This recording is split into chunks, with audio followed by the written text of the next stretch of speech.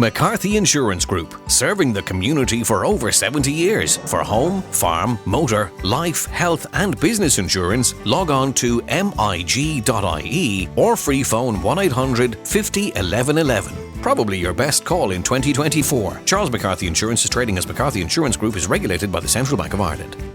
Real people, real opinions, Real Talk Radio. The multi-award winning Niall Boylan Show. Now, there was something in the news, but darned if we can find it, from about 3 years ago. And I think it was Leo Varadkar said that they were going to try and bring in legislation where private companies, because as you know, if you work in the public sector, your wages are public knowledge. For example, I can find out exactly how much a second-year nurse can earn, or a second-year Garda Síochána, or a principal of a school, or because they're public sector workers. And they all get paid exactly the same amount of money. Well, supposedly. But if you're in the private sector, which most of us are, I can't find out how much you earn, unless you're a limited company, of course, and I look on Solo or what's the other CEO, what's the other, I'm trying to remember the name of the other website, but I can go on and find out how much your company was worth, etc., etc. And I can have a look at your books, etc., because you're a limited company. Now, the thing about it is, they did try to bring in some legislation, and they were planning on it, that if you had a company with over 50 people or over 500 people, I can't remember which it was, that you would have to publish the salaries of people within the workplace, not publicly, obviously, but within the workplace. In other words, that Amanda, who's on tonight producing the show, should know how much I'm earning. Or she should know how much, for example, John is earning, who's working with her tonight, or Jane, when she's on, how much she's earning, to make sure that she's getting equal amount of pay for equal amount of time. But here's the problem. Would you like that to be the case? Because that could cause huge problems. Because in the private sector, unlike the public sector, people are hired at different rates of pay. Depending on experience, I imagine, most of the time. So do you think that would be a good idea? Would it be a good thing to know, or to have legislation whereby everybody should know how much everybody else in the building earns? Or do you think that's a bit unfair? Now, a lot of businesses do declare this information to promote fairness and equality in the workplace, but they're not required to by law. Which means that sometimes employees doing similar work may not be getting similar pay. There is, of course, the argument that there is the pay gap between women and men. There is a little bit of a myth around the pay gap, because the pay gap was compiled using average working weeks. In other words, what it basically said was at one stage that women were being paid 14% less than men. Now, that gap has got smaller over the last few years. But what it didn't take into consideration is that women were doing less hours, and that women weren't in the same positions as men. If you actually asked, were women getting the same amount of money for doing the same amount of hours in the same job, you would probably find they were, because if they weren't, that would be illegal, and the company could be taken to the labour tribunals. So here's the thing. Should you be entitled to know what your work colleague gets paid? Is that fair? Or will that cause arguments and rows within the workplace? Hold on a second. Why is he getting paid more than me? You know, I'm doing the same job. I might not be here as long as him, but I'm doing the same job. I'm actually working harder. He sits in his hole all day and does nothing. So, realistically, would it cause a row in the workplace if people knew how much each other were getting?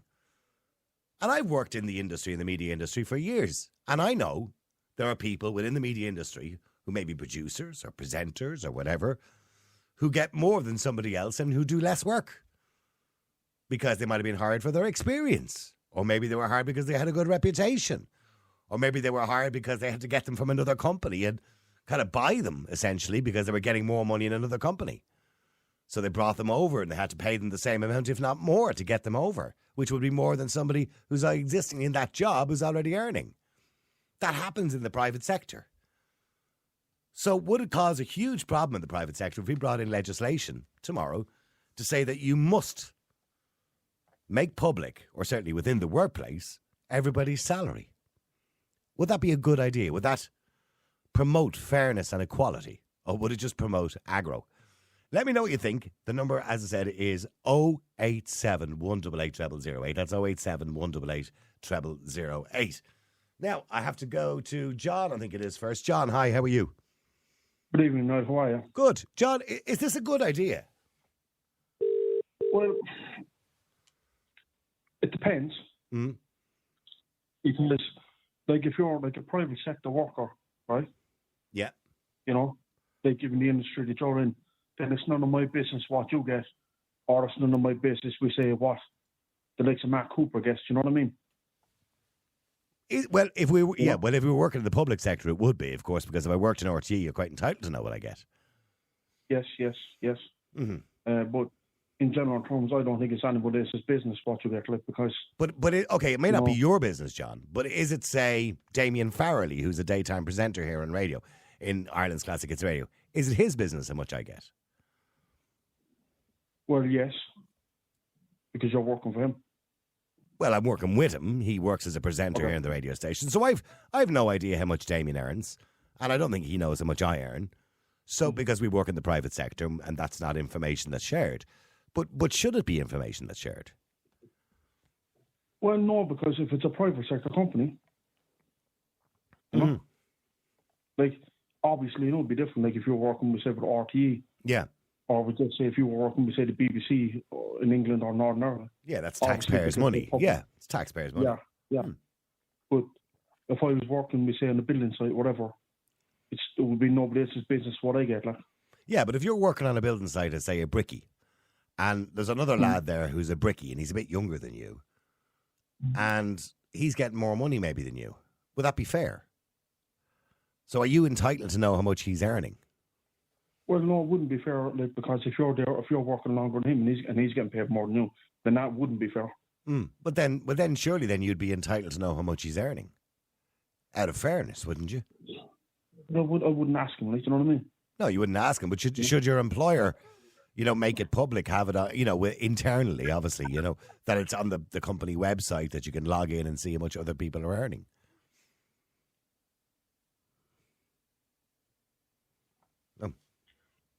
We've lost. Yep. Oh, yeah. Sorry, John. Go ahead. So go ahead, John. Sorry. I wouldn't. Hello, Dermot. Yeah, no, Dermot. Wait there just for a second. Hang on.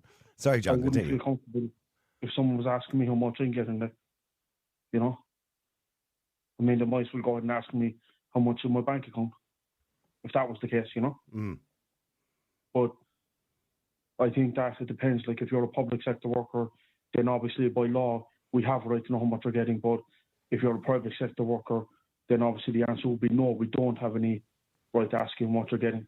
Do you think it would cause arguments? Massive arguments. I think it would. Knowing the industry I'm in, I think it absolutely would cause arguments. But in saying that, it would bring an element of fairness into it. Yeah. I remember going back about, I think it was over 10, 11 years ago, there was a guy actually texted in Mark Cooper to ask him how much he was getting, and Mark Cooper said it was none of his business because he's not funded by the public purse. Like, and I don't always agree with what he says, like, but yeah, I think he was pretty much bang on the nail there. Like, it is nobody else's business. I know, yeah, sure. I get people who comment online, giving out about me, and they say, we're paying your wages. I say, no, you're not. You're not paying my wages at all. Listen, they're not paying you enough. That's the problem. Well, I could never be paid enough, John. I value myself. I should never be paid. Well, stay there for a second. Let me go to Sharon. You're the best journalist in this country, by the way. Oh, thanks very much indeed. Sharon, hi. Stay there, John. Sharon, hi. How are you? Yeah. Good evening, now. I'm great. You've heard apart from the bangers. Apart from the bangers, yeah, I know. They're banging off all night, aren't they? Yeah, this is a welcome distraction. Yes, it is indeed. Well, look, unfortunately, we're going to have to take you back into Halloween a little bit later on in the show because we can't ignore the fact that it's Halloween and it's a nice thing to talk about. It's fun. But Sharon, getting back to John says it would cause rows within the workplace, but I suppose it does promote equality, doesn't it? Yeah, I would think so because you said it yourself there. You know your value, and I have to be honest. I didn't know my value when I was in employment. And I worked for a private company, and some people knew what some people were earning. But it was all very, smoke and mirrors. Yeah. So I think that I definitely should have been on more than I was on. And I only learned that later on, but I didn't value myself enough. Mm-hmm. So I think it should be. And were there other people within the workplace doing the transparent. same job as you, earning more money? I'd say so. Yeah. That's a Yeah, problem, the then, impression isn't it? I got. Yeah, that's a problem That's the then. impression. Yes. And the thing about You it need to is know that your is value. illegal. By the way, that is illegal. But the problem is people don't know about it. So if they don't know about it, it's not illegal anymore. Do you understand what I'm saying? Yeah. You know? I do. Like if you're working, say, answering the phones in a company, and then, you know, somebody else is hired to answer phones in a company and they're being paid more than you, but you don't know about that, well, then you're not going to do anything about it because you can't. But if it's public knowledge or becomes public knowledge, even though it's a private company, well, then you can do something about it. Yeah, and I have to say a supervisor spoke up at one time and I did get a raise. Mm-hmm. And it was very decent of her because she was in the know, you know? Yeah. So that was really good. But for anyone out there starting off their careers, know your worth. Yeah. I mean, there is an argument. The very famous argument here in Ireland in relation to pay was, of course, the two newsreaders in RTE, Brian Dobson and Sharon Eve Yolan. And it turned out she was earning less money than he was. Now, I believe that's been all sorted out. I think she's been compensated and fixed up for that now since. But that was a big argument at the time. And I suppose the argument being made by RTE was he had a lot more experience. Now, don't get me wrong, she's a brilliant newsreader too. So should she have been paid the same amount as him, or do you get more money based on how long you've been working with the company and how much experience you have, even though you might still be doing the same job? So that's a funny one, because if you're doing the same job, you'd imagine you should be paid the same. Mm-hmm. But then we do like to hire people with experience, because sometimes they pass their experience on to others, don't they? Well, they do. So that's a difficult one. Yeah. I mean, sorry, John, are you still there, John? Yeah. I mean, you remember that case of Brian Dobson and Sharon Eve Yolan? I mean, that was a big argument at the time as to whether they should have been earning the same money. Now, obviously, he was years with RTE. She was a bit younger. Now, she was still spent a good time at RTE, but it turns out that she was earning less money than he was. Was that unfair? Well, not really, because he was there longer. But she was doing the same job. Yeah, but same hours, same job. Yeah, but in my opinion, he would have had more experience. And does that gain you more money if you've more experience, even though you might still be doing the same amount of work? Yes. See, this is where it comes in with the public sector and the private sector, doesn't it, guys? Because in the public sector, when somebody has reached a certain level of experience, they go up, the pay scale goes up, and it's in in the public sector, whether you're in, travel company, say Dublin Bus or pick any company, there's a scale. There is. So it probably makes more sense to do it that way. But at least we know about that scale because it's made public. Yeah, we know about it. And the more experienced ones, say in their fourth, fifth year, would be earning more than the second or third, whatever. They could be doing the same job. Yeah. But I think that's a good system. Yeah. Now, as I said, I think Sharon Eve Yolan had been compensated, or that certainly was looked after by RTE, or I imagine they must have thought it was, in the end, that she was right if they compensated her. Well, the thing about it is he was being paid substantially more than her. It wasn't just a few quid, it was substantial. Which is kind of hard. I'm sure for her it was a hard pill to swallow because she's doing the same job at the same hours at the same time. Absolutely, I agree, and I loved her on the news. Yeah, she is very good. Yeah, no, she's very professional and she's extremely good at her job. But she does the 9 o'clock news now, I think, doesn't she? Yeah. Yeah. Oh, but stay there for a second. Let me go to Diarmuid. Diarmuid, hi. How are you doing? Oh. I've got quite a lot of experience in various different industries over my lifetime. And I came across a very interesting case. There was a French manager took over the big hotel in Dublin. And he had a rule. He just called in all the staff on the first day and he says, you get a percentage of the profits of the hotel, right? And we all know exactly how much each person earns, but if you mouth it out to anybody else, you'll be fired, right? Yeah, sounds like a co-op. Yeah, and he quadrupled the amount of money the average person got paid in the hotel. And that wasn't a problem for a year until the Irish directors found out what he'd done, and they closed the hotel down and they refurbished it. because they were not going to allow this kind of new management system into Ireland. And they fired the French guy, who went on to make another successful hotel somewhere else in Europe. So, we can operate a system where we know what everybody's earning, but the system is designed, especially in Ireland, I found in Ireland particularly to be looked at. They only want that all the workers at the bottom get paid less than the managers, and the managers get everything. And I know a guy who worked in the banking system, and he told me how it works. He says there might be 50 people in the department doing something.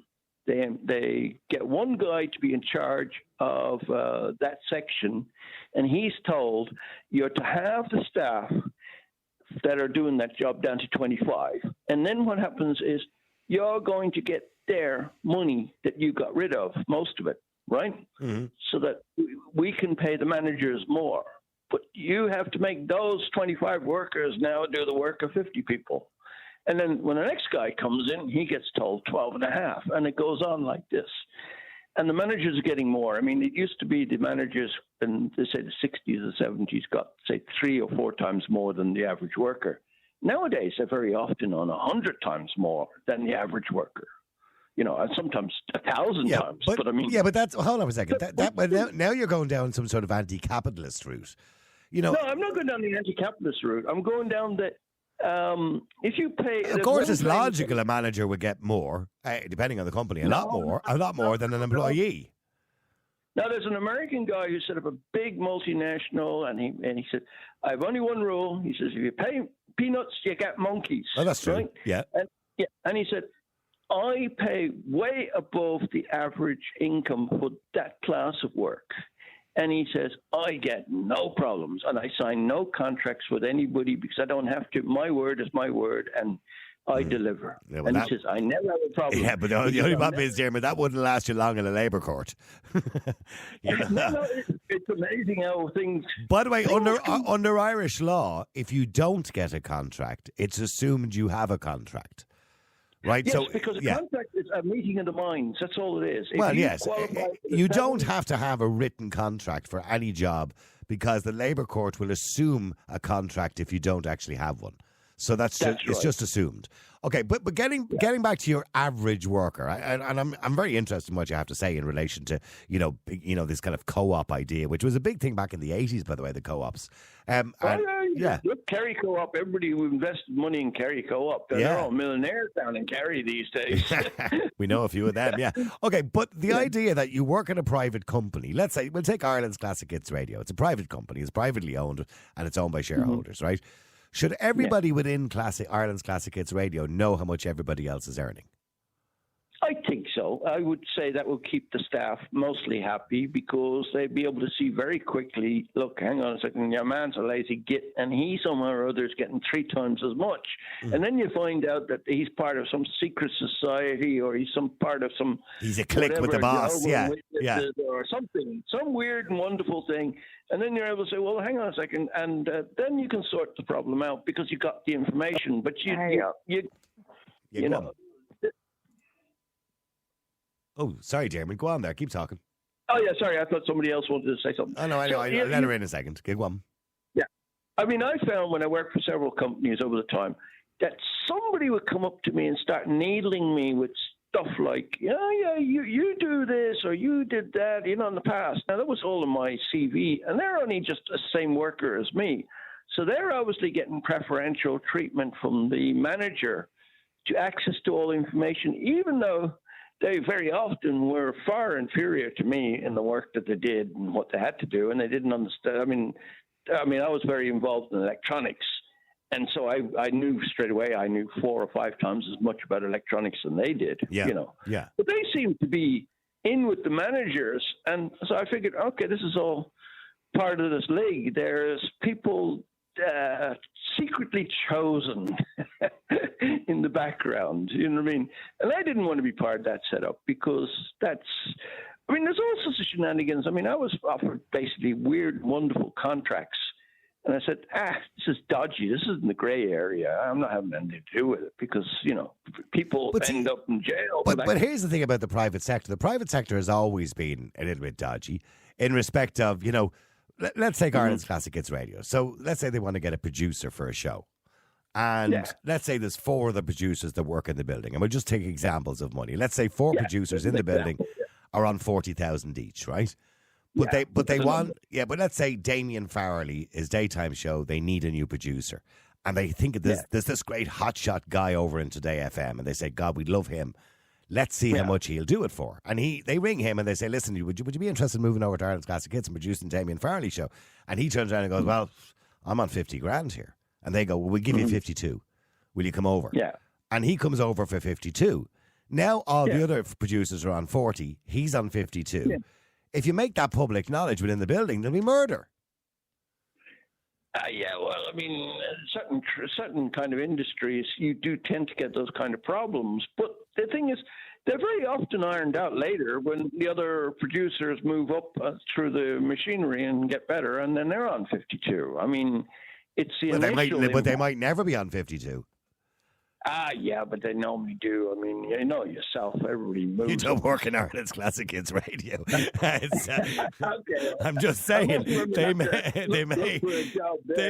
may end up on 40 forever, until there's some sort of national wage agreement or there's an all-round rise given to everybody, which means the guy on 52 will get the rise as well. So what I'm saying is, that wouldn't happen in the public sector.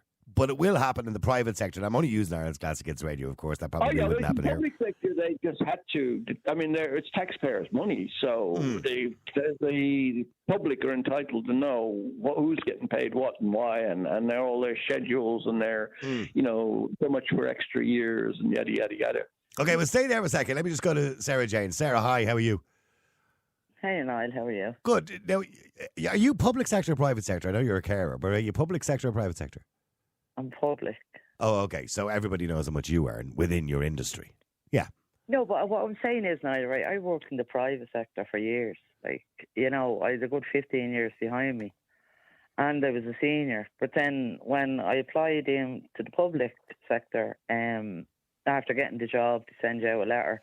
If you have experience in this area, you get put on a certain pay scale, salary, like. Yeah.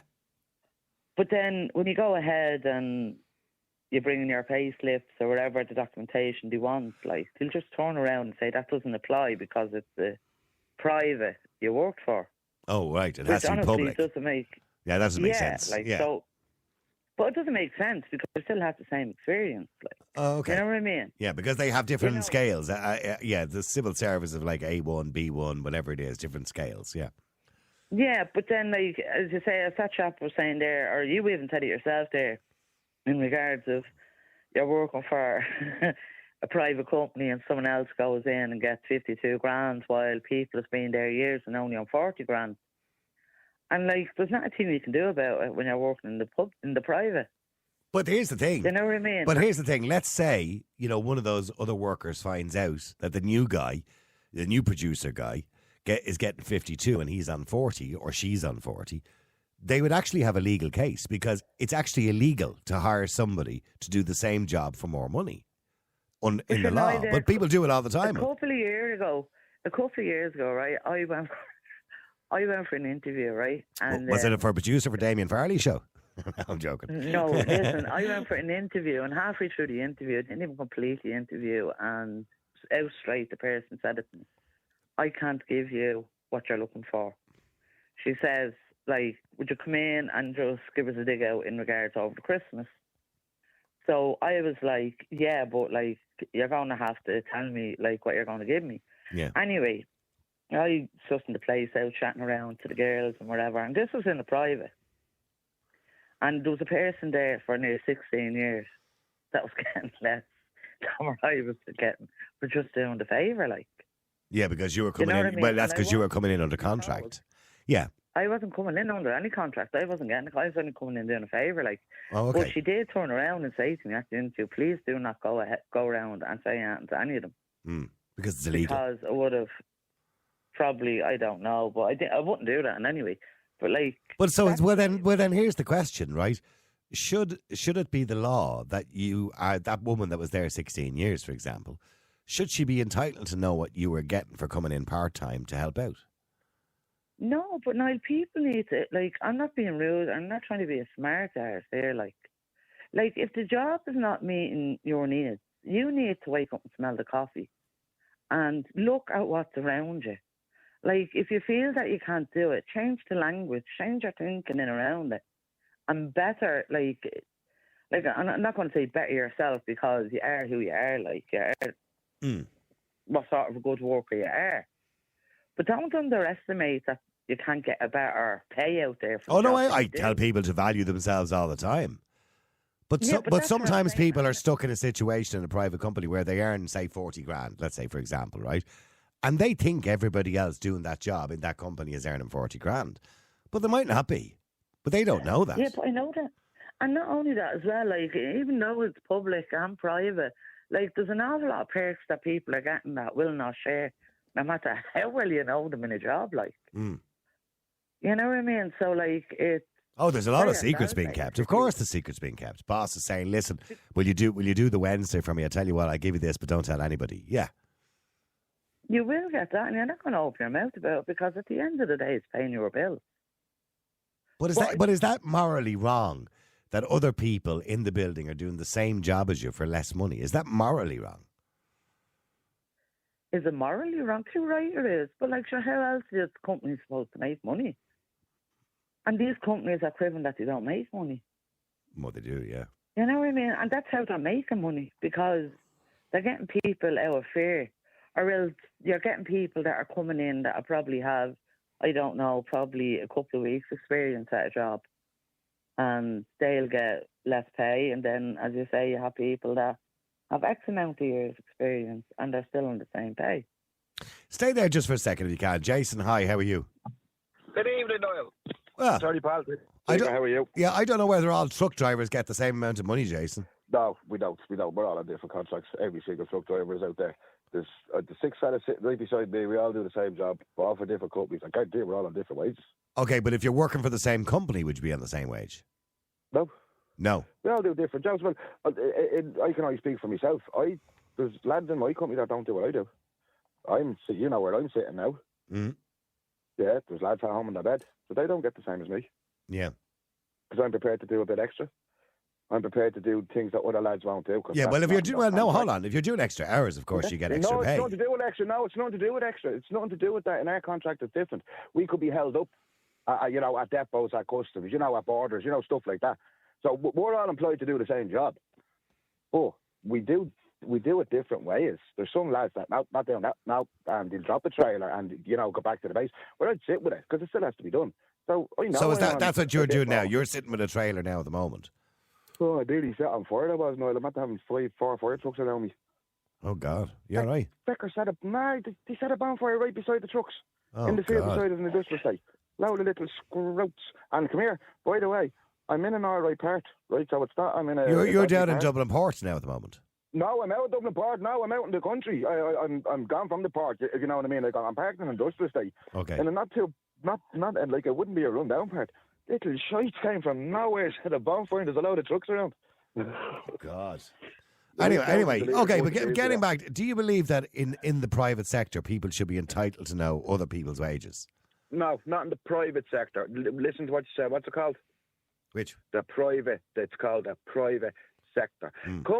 Private companies won't get the stuff done that you will in public. You know yourself, right? The public and them companies, they don't want to do it. They're just not doing it. Who cares? It's public money. They don't care. But private businesses go bust. If we went on like the public sector, we'd go bust. Yeah. Yeah, well, so of course. In what way? Like, I'd love to figure out in what way. Listen, my whole family are in it. Don't get me started on that. I'll while about it. Sarah, I'm going to agree with him. A lot of public sector workers wouldn't last a day in the private sector. They wouldn't. No, seriously, come here. Honestly, there's 5 of my family members in it. Sorry for coming across. I've been working in both. I have a family that came from the private sector and are all in the public sector now. And trust me, when I see what they don't do for a living, I'm not invited to Christmas dinners anymore in my house because I tell them all how much I pay them. But see, they have good unions. They have good, and I don't knock them for that. In the private sector, you even mentioned the word union in my gig, you're gone. You're parked, and you'll never get another. That's so true. It's not that, but your name will travel in our industry. If you get a bad name, you won't get work. If you're in the private sector and you want to be in a union, your class is a troublemaker. Oh, you won't get another job because you don't bosses like talk. that, you don't. The same way employees talk, bosses talk to other bosses. Oh, he's a troublemaker. Oh, I wouldn't hire him. He doesn't show up on a Monday. You'll never get him on a Friday. There was a time, by the way, when you worked in radio, you had to be a member of the NUJ. Yeah. That's not the case anymore, by the way, because there was a huge big strike. If you probably don't remember this, of the old days of Radio Nova. Do you remember the pirate station? Yeah. When all the radio stations and all the newsreaders went on strike. Do you remember that? And I remember Nova, yeah. Yeah, and ever since then, ever since that strike, it seemed to, completely disappear that you had to be a member of the NUJ to get a job in radio, because the last thing a radio station wants is in a union. I'll tell you why. But because not everybody can go without their wages. Sorry, not everybody can go without their wages. You don't get paid when you're on strike. Yeah, so it's every man for himself, Niall, nowadays. Would you pass a picket, by the way? No. Would you not? No, out of principle, no. I just wouldn't. Even if you thought I did once, I'm going to be honest. Yeah. And I tell you what, I was working in a nightclub, which happened to be in a hotel. And we were all happy in the nightclub. We were paid well, and we were okay. We had a good boss. He owned the nightclub. That was a separate. Yeah, well, he was leasing the nightclub from the hotel. Yeah. But so the hotel workers went on strike, and they were picketing outside the nightclub and asking us not to go to work. And when I'm going, well, this has nothing to do with us, so I just passed the picket. Exactly. Every man for himself. That's the private sector. It's every man for himself. Niall, the disparity now and the gap between the rich and us is ridiculous. That's why I missed the text in. I remember I heard it last week when I was out in England on one of them shows. And when they done the top 200 earners, or the rich people in England, when they first brought it out 40 years ago, say it was 6,000 times the average wage. Was what these people had in wealth. Yeah. It's gone up to 18,000 now, and in the pandemic alone, in the 2 years of the pandemic, they made a quarter more. That's the equivalent of giving every single person in the UK, and I'm only using our statistics because that's where I heard it, £9,000. That's how much profit these rich people made over the normal people just since the pandemic. But did I hear somewhere before 5% of the population earn 98% of the wealth? Oh, it's less than that. It's less than that. Yeah, is it something like that? It's less than that in a sense that the other part is right, but it's something like 2 or 3% of the population now earn over 90% of the wealth now. And most of it, there's two companies in the world. One of them is BlackRock, I think. I can't remember what year. Yeah. And they own something like 75% of the business now in the world. They don't actually do anything. They're just an investment fund. They just go around and they buy everything. Just buy businesses and invest money, pension funds, and their government pension funds. They're out of our league. Okay. The people now on our level, sorry, no, just let me finish this. People on our level, on the, say, 50,000 down, were written off now. From 50 up to 100 now, they are now the working class. They're not even the middle class. They're the working class. But here's the thing: 50 grand nowadays, unfortunately, is nothing. 50 grand 10 years ago, you were delighted with yourself. But 50 grand nowadays is nothing. No, I got a lot of money a long time ago. But that's going to change now. And what I was able to do with it. Sorry, Sarah. What are you saying? I said, isn't that not all going to change now in the budget? And I'm sure they're trying to take more of us out of the tax. Yeah. They're trying to take more lower earners out of the tax and bring more higher earners, or make more the middle earners pay more tax, because we all know the higher earners have the best accountants. They'll pay no tax because they'll pension all their money or invest all their money or do something. So yet again, it's the 50,000 up that are going to be absolutely hammered, and they're taking more people out that are on less. I think everybody should pay. The whole tax system is grossly unfair. It needs to be all broken down and re-examined. Like those on 50 grand are going to be paying 41 cent in the euro, which is nearly half their wages on anything over whatever it is, 41,000, isn't that what it is? So it's 41 cents in the euro over 41,000. So they're being hammered for tax, right? Yeah. Meanwhile, as you rightly said, there are companies out there who are, pulling 250k in profit, even sole traders with 250k in profit who pay very little tax because they write everything off as expenses. And the bigger the company, Niall, the less tax they pay. Absolutely. The bigger the multinational, and the revenue commissioners will go after the smaller guy rather than go after the bigger guy because it's easier to get a smaller amount of money than it is to get a bigger amount of money. Niall, you know the old saying, Out of the bank, 100,000, they're banging down your door. Out of them 2 million, they're bringing you over dinner. That's true. Okay, but just finally, sorry, I'm going to come to Bernie in a second, but getting back to the original question, Jason, similar to the public sector, and there was this suggestion both in the UK and Ireland that companies should have to publish the wages of all their staff. Do you believe they should?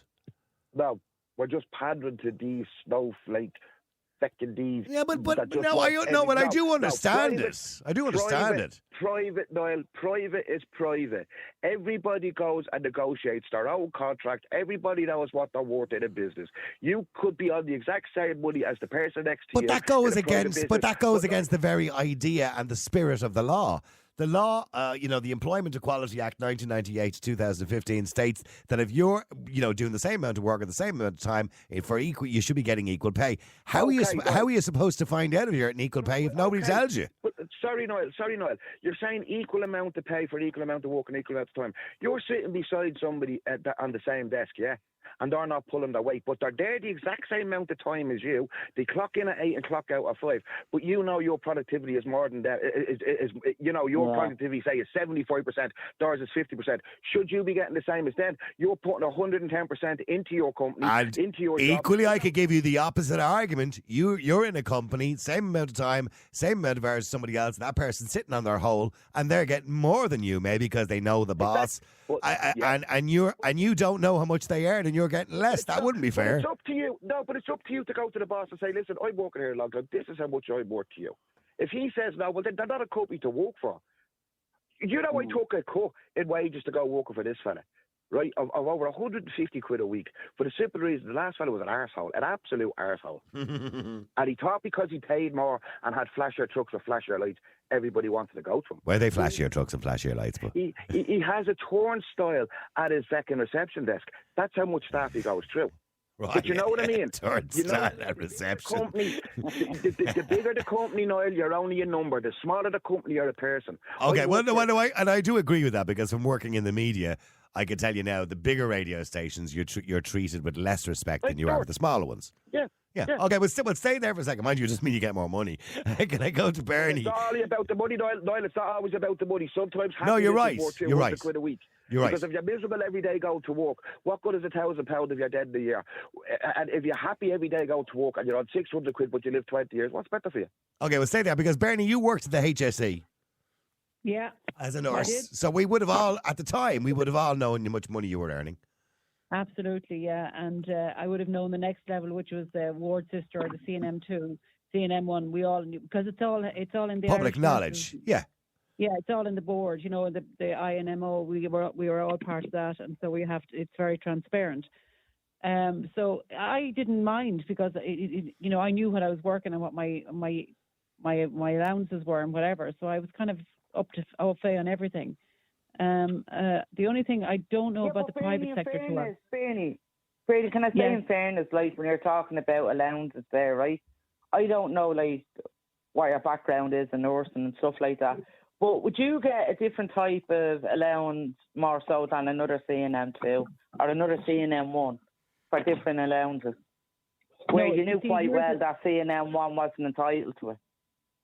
No, you see what happened was, so we got a basic rate, and then if you worked a Saturday or Sunday, and I say a bank holiday, you got an allowance. Yeah, it's like not overtime, but did you get an allowance, by the way, for working late at night? You work in night duty, you got paid for so many hours per night. Yeah. Okay. So you got paid for, say you worked a 12-hour shift, you only got paid for 11.13 hours. I never knew how they come up with this. And you got paid for that. And you got double time, say, on a Sunday. That was one day. So you got time and overtime on a Sunday. You got, a set rate for Saturday.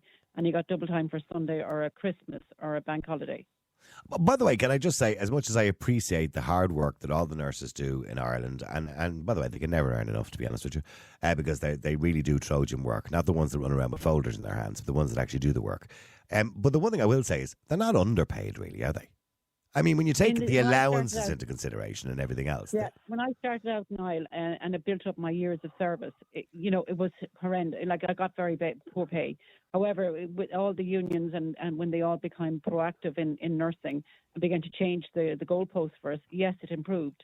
And I got enough to live on. Yeah. I did. I worked hard for my money, and I earned what I thought was a good enough wage for me to live and my family. Yeah. I wasn't looking for anything extra. I didn't get, weekend. You didn't get anyone paid for me to go on Christmas nights out or easy things, and unless somebody left a gift into the ward, we very seldom. Yeah, yeah. We weren't allowed to accept gifts anyway. But in the private sector, I see people getting gift token for €1,000 to Dunnes Stores at Christmas. They get brought down to hotels. Like, they have very nice packages. Yeah. Sorry, can I cut into that lady for 1 second? Yeah, you've never got a bonus, Jason. Oh, go on. No, I wasn't going to say that. I wasn't going to say no. My boss, I wasn't going to say that. I have a brilliant boss. He gives me something every Christmas. He looks after me and my kids. Isn't it amazing that the people we need the most we pay the least? Well, yeah, to some degree, but Isn't it? yeah, but hang on. Irish nurses, Irish school teachers. I'm not too sure about the Garda Síochána, but they're not too badly paid. Now, don't get me wrong, I wouldn't do the job for the money they get. But in saying that, they're not the worst paid in Europe. No, they're not. Yeah, well, 35 grand a year. I won't work for 35 grand a year. Well, hang on, Sarah. Why are you quoting 35 grand for? That's those basic rates, and then you've all the allowances on top of that. Yeah, but junior guards don't get that. And if they're starting out and they're guards. Sorry, now, guards. Yeah, no, I wouldn't work as a guard in this country. Yeah, well, that's what I'm saying. Okay, but sorry, Jason. What were you trying to say to Bernie about bonuses? Go on. They get what they get. My boss looks at you, but we're not entitled to a bonus. We don't expect the bonus. The way I look at it in the private, as I said, it's the private sector. If you work hard enough and your boss knows you're worth it, he wants to keep you. My industry is absolutely wrecked. You know that, Niall. There's nobody coming into it. We're boating them in from second halfway across the world for some strange reason, because nobody wants to get into this business. I mean, we're shit paid for what we do. If you walk out, I'm in a truck for 24 hours, yeah? I'd be on less than £6 an hour if you walk it out that. I'm in the actual job for the 24. Yeah. Exactly, but in our job, the way it works is you're only paid while these wheels are turning. So we get what's called staying out money. Some do, some don't. That type of way. Right. Okay. So if you do, how many hours a day are you allowed to drive? 10? 15. No, we're only allowed. We're allowed to work 15. Right. 15 hours a day our day is, right? We're only allowed. So can you drive the truck for 15 hours? No, 9 hours. 4.5 hours, we have to take a 45-minute break. 4.5 hours. We can extend it then. That's a 9-hour day. We can extend it then to 2 10-hour days over the week. Right, okay. So when you take that break and then you take, say you're off down to Le Havre or something like that, I don't know, whatever. No, we do 11, we get 11 hours off, and I think then 2 9 hours, and then the rest are 11. We have to take 11 hours. And you get paid for that if you're in the middle of nowhere? Do you get paid for sitting in the cab for that 11 hours? No, and a lot of lads, if they don't have a load back to where they're from, they don't get paid for the day they're parked up either. Well, that's not good, is it? Don't get me wrong, we're all rightly paid. It's getting. And what's the average hourly rate for driving a truck? Agencies are paying hourly rate. The likes of the fellas we work for pay a daily rate. Well, they're on good money, I know that. Nah, it's not great, honestly. Well, you haven't told me how much it is. And what's the hourly or daily rate? Okay, come here. Roughly. Hold on a second. I don't want to know your wages, Jason. Roughly. Niall, I'm just, that girl says we're on a great wage, right? I leave my house on a Sunday evening, okay? I say goodbye to my missus and kids. I get home on a Friday evening, yeah? If I get home during the week, I'm lucky. I'm in this truck all week, yeah? I get less than 800 a week for it. Let's just put it that way. Well, that's not good for what you do. Saying that, please. No, that's not. Why? And, I'm actually one of the better paid ones out there because I'm Irish. Yeah, Bernie, I wouldn't do that. Okay, getting back to what you were saying there, Bernie. So public sector workers are well aware of what everybody else gets. So in other words, if you have a gripe, at least you know what somebody else is earning. But do you believe that should go across the board in the private sector? Should I know how much other presenters earn? Yeah, I think it should be very transparent for everybody. We're all working to live. That's all we're doing.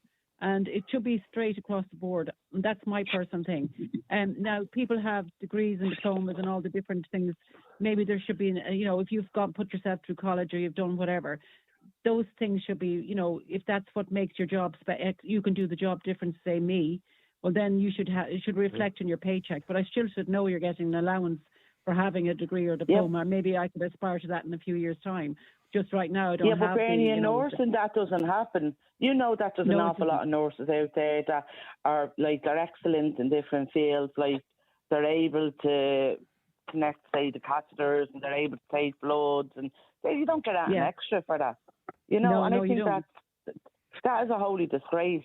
And, like, I'm working 14 hours. Like, I know I get paid. Like, I get paid for my break. But, like, I do see the way the nurses go on. And, like, I think it's great because, like, my CNM is brilliant for us. They'll, like, if we're looking for that, and they'll get it for us. Like, so, like... How many hours a day do you do, Sarah? I do 14 hours. That's what I do. You get paid for, we used to only get paid for 12. I do 12. I get paid for 12. And I get a 45-minute break. And I get paid for the 12 hours. Okay. So I start at 7:45 and I finish at 8:30. And how many days is that? It really depends. It's 39 hours a week.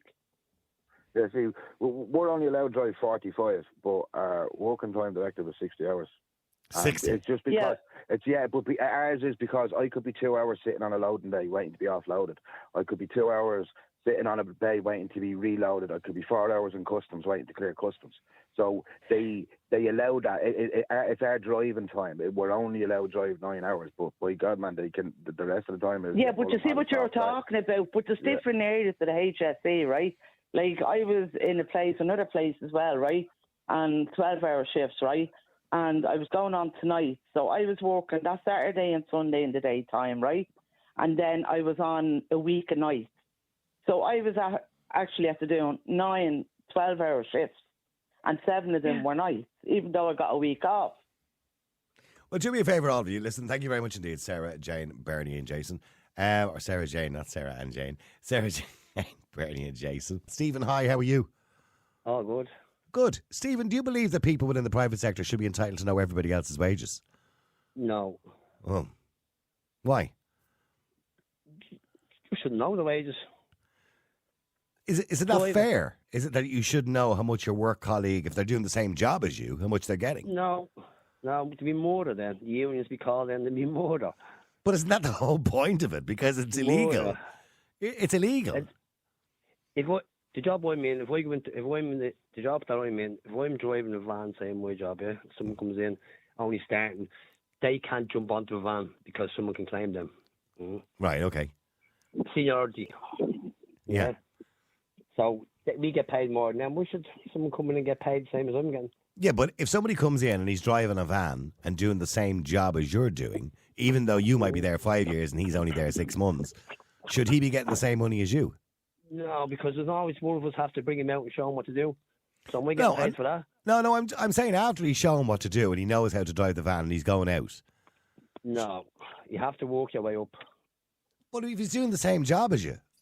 It doesn't matter, you have to work your way up. To earning the same amount of money? Yeah.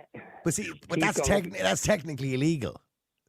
It's technically illegal? Technically it's illegal, yeah. Is it? Yeah. Didn't know that. Yeah. Yeah, it's under the Employment Equality Act, right? So if I'm doing the same job as you and I'm driving a van for your company and I'm delivering and I'm doing the same amount of hours as you, I should be getting exactly the same money as you. But I wouldn't. That's the problem. So, people are not going to find this out unless you made a law that said private sector workers, should have to have their wages published. You could be right there, yeah. But yeah. Should you be entitled to know how much I earn? Not really, no. No. No. I don't care if you know how much I earn, by the way, but I'm just saying. I haven't the clue. But I don't work for RTE. Well, I don't know about that. I may not be. I don't work for RTE. You wouldn't on a Sunday now. You wouldn't on a Sunday earn more than me now. Would I not? No. No, but that's because I don't do anything on a Sunday. I only do sometimes. Do you still get double time on a Sunday, by the way? Yeah.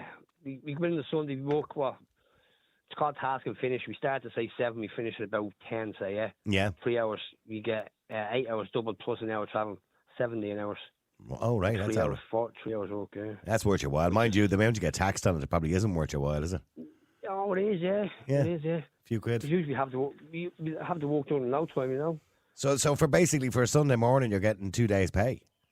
Yeah. If it rains, you get paid. Right. Oh, you get paid. You on get rain check money as well. Rain money, yeah. You get eat on site money. You get travel money, and you have a van to go to OTV van. Eat on Eat site. on What's site. eat on site money? What's Eat that? On site, yeah, What? eat on site allowance, yeah. Well, they give you money for your spar lunch, like yeah. for your breakfast roll. You put money in for your lunch, yeah. That's all. It's an old thing. What's the name of that Yeah. company? I think I got a job there. It sounds good. you know the company. It's not on Pulse or DPD, is it? DCC. What? DCC. What's DCC? To Dublin? What? Dublin City Council. Oh, Dublin City Council. right. You work for the council. Just stop out of that. Stop. I always feel sorry for Mick, who's down the hole with the shovel. I don't feel sorry for the rest of the lads looking at him, but I always feel sorry for him. Yeah, I'd have to get down the hole because I'm the smallest. There's always one lad in the hole and a load of lads all standing around looking at him. What's that all about? Isn't it? But here's the Days don't thing. work. But here's the thing, Stephen. I've always said this, right? And I'm not having a pop at you. I'm sure you're a hard-working man, right? But yeah. I tell you now, council workers wouldn't last a minute in the private sector. Of course you wouldn't. No. Because they'd have to Well, actually do a day's work. I tell you what, we were working on Thomas Street a long time ago. Well, I wasn't, but the pavers were, yeah. So Yeah. you got the double C count pavers on the left-hand side there of Thomas Street. Yeah. And you got contractors in on the other side of the road there. Yeah. The other part. I know where this is going. Oh my Yeah. God. Oh my God. We're driving past every day and oh my God. So the contractors were nearly finished and the other lads are still We're still drinking their cup of tea, eating their biscuits. Unbelievable. So what Unbelievable. time of the work do council workers start at 10 in the morning, yeah? No. What time Start about, we're going to have 7, 7 or 8. All right, okay. Cup of tea, chat. Oh, that's all finished with now these days. Is it? Yeah. Decide It's all which quite shovel you're going to finished. pick. Yeah. You just get in and get out. There's a canteen there and all, with the subsides. You get your dinner for £3 and all. All right. Very nice. Proper dinner and all, you know. But Well, you're in the public sector, so I could find out your wages anyway. of course you could, yeah. easy. So well, I'm legally allowed to find out how much you're paid. You know what I mean?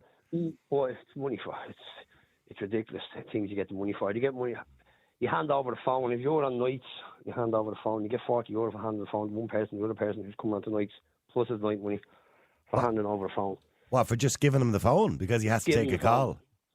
No, you're on nights for the week, yeah. Yeah. So say Paddy's on now on the Monday. So you come in the Monday, give Paddy the phone. Paddy takes the phone. Paddy starts off straight away €40 for taking that phone off him. He's on nights for the week then. And what's the phone for in case of an emergency? He gets a call. Yeah, when he goes, he does a day's work, and when he goes home, he gets a call out, goes back out, which is mad money as well. Yeah, so he gets paid for having he gets phone. paid for the call out too. Yeah, plus he gets £40 for having the phone in his pocket. So just for having the phone in his pocket, he gets £40. And do you get disturbance money? Yeah, you got disturbance money. Yeah. What's that for? Because I've heard of this famous disturbance money. There was a department, I'm not too sure which government department it was on the Quays there, and they moved buildings 3 doors down because the old building was being renovated. And all the staff had to move 3 doors down, and they all got like silly money. I think it was like $5,000 each. Disturbance money. Yeah, that's true. Yeah. All the main depots now in Dublin City have gone up to Ballymun. There's a super depot in Ballymun now. You have all the cleansing depots left. You have to have the cleansing depots in around town because they're 24-hour. But the likes of the paving, the electrical, all that, they're all gone out to the big depot in Ballymun. I think it was €1,500 disturbance money. Disturbance all money. The old school from years ago have got all these little things for them, you know. They used to. Do you remember when they used to get the check money? Yeah, check. You get an hour off for change of check on Thursday. Yeah. Do they still do that? Yeah. And nobody actually gets paid by check anymore. No. You can't. But nobody gets paid by check. And yet they still have the hour off. Oh yeah. Do you want them to lose it? I saw the old people years ago fall for that with the unions. Yeah, for people who don't remember that, everybody used to get paid by check many, many years ago, and the public sector workers got a time off so they could go to the bank and change their check. Yeah. And nobody That's gets paid true. by check. Yeah, that's bizarre. That is You're in the bizarre. union then as well. You pay between €5 and €7 in the union. Depends what you get a week in your wages. You might get a bit more, you pay more in the union. But you have a doctor. Well, yeah, go on. Our union has a doctor. If you go to the doctor, you don't have to pay for the doctor. Very good. And what happens if you have to use new equipment? Do you get paid disturbance money for that too? No. No. You have to have a ticket. You have to have a ticket for everything. You had to be walking a long course you had to go on. Right. There's a course for everything these days. That's like a holiday camp, Stephen, that you're working in. It's mad, but there's a course for everything, for putting cones out. It's For a course of putting cones out? Yep. It's a 3-day course, and it costs about €1,500 if you have to do it. If you're going to a company and say you have to have the cone course, it's called SLG, Soil, Light and Garden. You know? I'm curious now. What do they teach you about putting cones out? You have to, the work area you're in has to be so many meters fenced around. The cones have to be so many meters apart. First cone in and last cone out is the man at work. You have to have the arrow signing out. If there be murder, because if there's a crash and you haven't got them cones properly laid out, that's it. Dublin City Council sued. Liable. Oh, sued, right, okay, yeah, okay. So this is if you're on a main road or something like that, yeah. Well, even around around the housing estates as well. Are you serious? I don't know. Yeah. Right. Yeah, it's crazy. So the council can move you off the road. Right. Our roads and traffic can move us off the road if we haven't got all our certs. Right. Jeez, that's a great old job, Steve, isn't it? How long are you in the council now? 16 years, nearly. Yeah, well done. It's a cushy old number, is it? No, it's not cool. You don't want to go into work and not do anything, you know? No, the of day course. goes quicker when you do something, you know? Yeah, you got to keep yourself busy, yeah. Arseholes. There's arseholes in the place. It's full of arseholes. You've no friends. Right, so what, just are standing around doing nothing, like scratching themselves? Oh, yeah. Yeah. See, this is the problem. And then they complain when the council get private contractors in, they'll complain. Yeah, of course, yeah. Yeah. Yeah. I've seen them operate, and sure, look, we've seen how long roads have taken in this country to be done. I was. Do you remember that? Was it? I don't know who was doing the road out there on the Nace Road. I think it was the council were doing something, and I can't remember. But it was years in the making, right? And I was over in Florida one year, and I know I keep coming back to what they do in Florida, right? But they were putting a bridge in across a motorway. It wasn't there one morning. The next morning, it was there. And then somebody was telling me they brought the bridge in on a Chinook helicopter. And like they had the supports put up that night, dug, JCBs in, concrete down, supports up, bridge in, all in the space of a night. It was incredible. Yeah, unreal. They're unreal over there, yeah. Yeah, lads over here. You could imagine the council doing that over here. Yeah, get the JCB down, lift it up. Sure, they'd have to get all sorts of certs just to get the JCB in. That would take a few weeks in itself. Yeah. Well, the bridge we put in Neil Meelan Bridge, wasn't Neil Meelan Bridge in Cabra? I'm not too sure. No. I think I know the one you're talking about. Yeah. Yeah, that was brought in. That was great the way they done that. Yeah. You bought that in a remote control kind of big they only get back of a 40-foot lorry. Yeah. About fucking 500 wheels on each side and fell remote control, and that was made, and they brought that in on site. That was good. Isn't that well? But it was contractors, but Oh, it wasn't the council, no. No, we had to move the poles out of the way, you know. And put the cones down. And put the cones down, that's it. A cone course. Hey, hang on for a second. Morris, do you want to go on a cone course? Oh, listen, I went out on behalf of my company one time to do something like that, and I wasn't trained in the SLG course.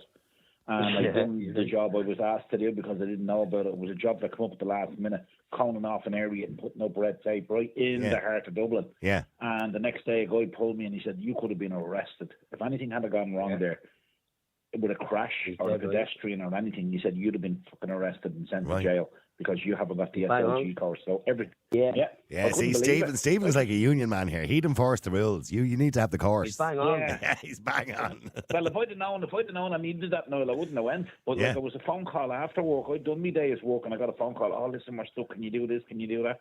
And that's somebody that used me. So I went back to him and I said, "Don't ever ring me again at home. I know a course that I'm not qualified to do." In one of the media colleges, right, in Ireland, there's a course. It's a 3-week course, on how to put a microphone on a stand. Wow. Here, I show you here. Hang on for a second. There you go. I just did it in 3 seconds, 4 seconds. And is that a microphone with a lead or without a lead? Oh, do you want me to unplug? If I unplug the lead, you won't hear me anymore. So I won't do that, okay? But the lead is just a 3-pin plug. You just plug it into it. It's not that difficult. You press a button and plug it into 3 weeks. it. 3-week course on how to put a microphone on a stand. It's all about to make money. I know, some arsehole's being paid for 3 weeks to show them how to do it. And listen, and the students are all there lapping it all up, going, "Oh, look at that, a microphone on a stand." Ooh. Niall, that chap's only in the door. He's only a red arse, as we call him in the army, 16 years in the job. I'm 42 years doing my job, right? Yeah. And one of the things I've learned over the years is, the workers are not appreciated anymore. You're a piece of meat that wears 2 boots for 8 hours a day. Puts cones and down. that's all you are. Like, I used to have pride. I do have pride, yeah. But listen, I'll tell you one thing. Do you know what? My mother told me a long time ago, and I'm 62 now, and she said, never forget one thing, son. The richest man in the world is the man that can go to work every day and provide for his family. Mm-hmm. You're right. I never forgot that. And I said to my kids, always take this life lesson that my mother gave me. If you can open your fridge and you've something to eat, clothes on your back, shoes on your feet, what more do you need? Yeah, no, you're right. No, you are right. And you know what? Basic lights are riven. You know? Yeah, Jason was right earlier on. I would work for less money in a company I enjoyed working for.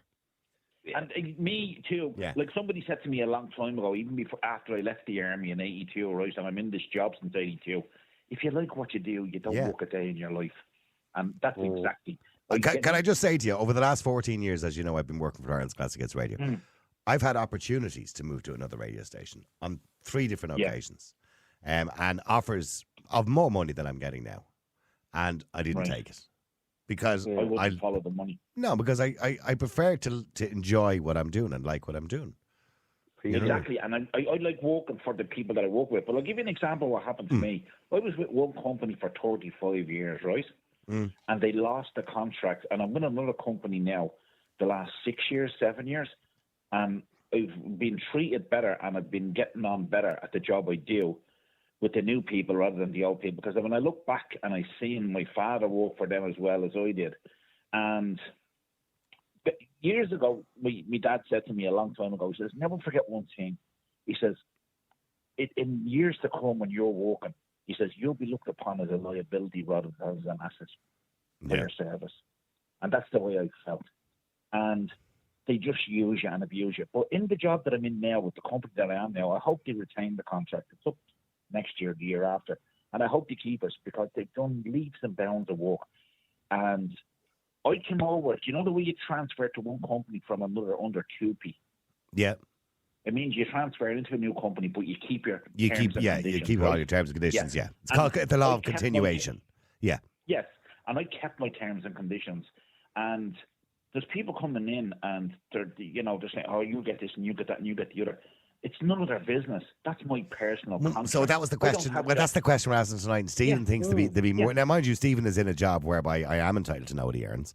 But because it's taxpayers' money. And by the way, can I just point out, I'm not having a go at people who work in the council because, look, I know. Yeah, the council are there when there's a flood or when there's a problem. Yeah, I know. Yeah, I know. Look, not every council worker has a bad name. Some do, right? And there's always that kind of thing about the council workers doing very little and all staring into a hole. But we do have to appreciate the hard work they do when we have a problem. For example, if there's a leak or a flood or whatever it is, they're there. Yeah, they're there to fix it. But sorry, Morris. Yeah, but Morris, in the private sector, not the public sector, obviously, like the council, do you believe people should be entitled to know how much everybody else earns? Nobody has a right to know what my personal contract or wages are. That's my personal private business under GDPR. Well, at the moment it is. At the moment it is. But they're trying to change the law to make it other people's business. I think that's wrong. But here's the quandary, right? I'll say this to both of you. Yeah. If we have a law that says the Employment Equality Act, whereby people are entitled to get the same wage for the same hour for the same job, right? In other words, that's the law, right? How will they ever find out if indeed, that is happening unless they know what you're earning? I suppose it goes down to, if you want to go down that road, in my opinion, it should be an opt-in or an opt-out situation. You can either agree to reveal your personal details. Actually, nobody will. Nobody will. So who's going to agree But to it? why would you? Why would you want somebody to know your private, personal business? It's none of their business. I go to work like any other man, and I'll do my day's work. And whatever contract he gets, either below me or above me, it doesn't matter to me. I don't care about what other people earn. Once I'm earning enough to keep me nose above the water, I'm happy. But listen, I'm going to tell you the best council joke I ever heard, right? Okay, Stephen will appreciate this. Have you Oh, got by the way, people are giving out to me now saying the floods were caused by the council not doing their job properly in the first place. But can I point out, no, that's decisions that are made at the top, by the way. That's not the workers. Yeah, okay. Well, anyway, here's the best council joke I ever heard. I have a good mate of mine who lives near me, and he's in the corpo a long time. And basically, he sees the corpo and the council's going downhill. I said, what do you mean? He says, they're not replacing people, they're bringing in contractors. Right? So the contractor stays on the job as long as he can to get as much as he can. Anyway, he said to me this fella was taken on by the corporation in Dublin, and they gave him a bin round, and he was going out with his cart and his brush and his shovel, and he was cleaning up the streets and emptying the bins, and he was doing a great job, And funny enough, one of the foremen was getting phone calls into the depot about him saying, Jesus, this guy is really good. He suits in, he fits into the community. He's community driven. He loves his job. He's pleasant and he's nice. So the foreman says, well, I'll have to go out and have a look at him, keep an eye on him, just to see what he's doing, because it's coming up to whether I make him permanent or not, And he's on 6 months trial, the usual. So the foreman goes out anyway, and he's watching him, and he's saying, Jesus Christ, he's very played attention to detail, Next minute, you just saw him picking up the shovel and smashing it down on the ground, and put the shovel back in the cart and walked away, So the foreman went over to see what he'd done, had a look what he'd done, and your man came back into the depot that evening, And he says, how are you doing, Paddy? How'd you get on today? And he says, it's grand, not a bother. Yeah, another good day, He says, it's getting fairly close to your decision to give you a full-time job or, let you go after 6 months. And he goes, you had a bit of an incident today where you raised your shovel up in the air and you smashed something on the ground. And he goes, yeah. He said, what were you doing there? He said, that was the snail. I smashed him to bits because he was following me all day.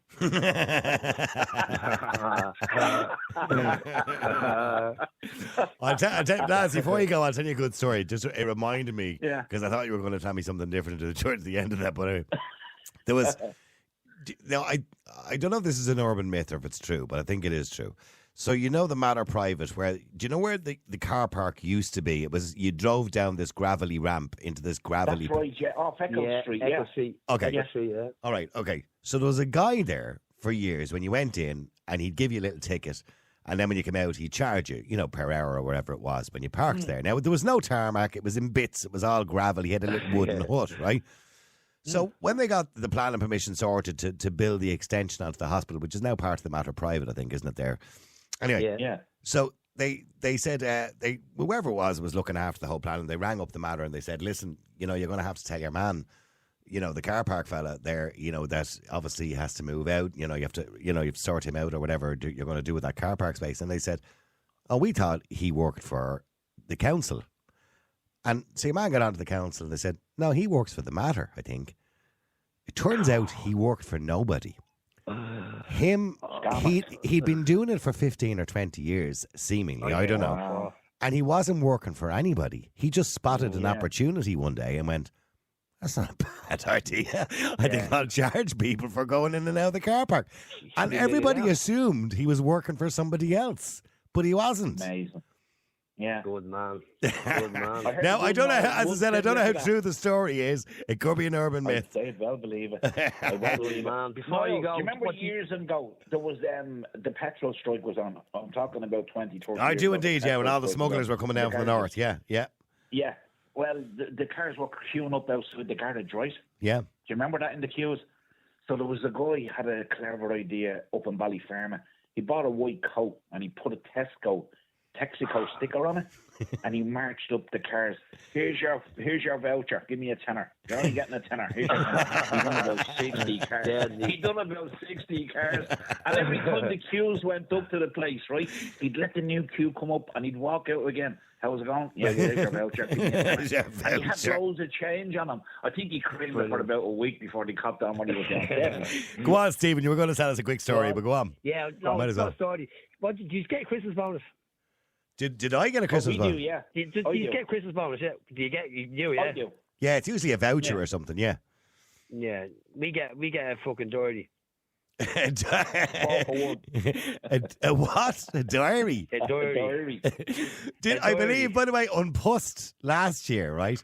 The Christmas bonus in Unpussed last year was a book of the new, 8 of the new stamps. Stamp? Oh my God. That's what they gave Stamp them. all over them. Listen, Dirty. There you go. Good luck. Thanks very much indeed, Stephen. Thanks, Morris. Appreciate it. Thanks for coming on the air. All right. Real people, real opinions, Real Talk Radio. The multi-award winning Niall Boylan Show.